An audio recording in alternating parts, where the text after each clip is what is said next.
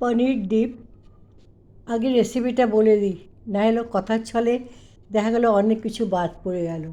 প্রথমে পনিরগুলোকে টুকরো করে নিলাম, তারপরে অরিগানো দিলাম, রসুন দিলাম, গোলমরিচ দিলাম, ধনেপাতা থাকলে আরেকটু বেশি দিলে আরও গ্রিন কালারটা আসতো। তো আমার কাছে যতটুকু ছিল ততটুকু দিয়েছি।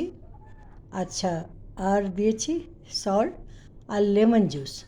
এটাকে দিয়ে অল্প একটুখানি জল মিশিয়েছি, না হলে কী হয়েছে, এটাকে মিক্সারে ঠিক মতন মানে ক্রিমি ভাবটা আনতে পারছিলাম না। তো এইটা আপনি অনেক কিছুতে ইউজ করতেন। যারা একটু বয়স্ক মানুষ তারা হয়তো অ্যানিম্যাল প্রোটিনসটা রাত্রে নিতে চান না, হ্যাঁ, কিন্তু তারা রুটি বা পরোটার সাথেও এটা খেতে পারবেন।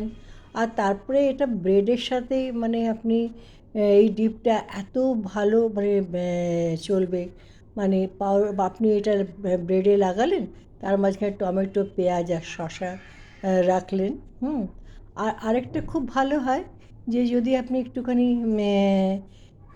চিলিকে মানে রোস্ট করে, মানে রেড চিলিকে রোস্ট করে সেটাকে একটু ছোটো ছোটো করে কেটে দিয়ে দেন, তাহলে আরও টেস্ট হয়। কিন্তু অনেকেই হয়তো এই চিলিটাকে পছন্দ করে না, সেই জন্য আমিও ইউজ করিনি এটা।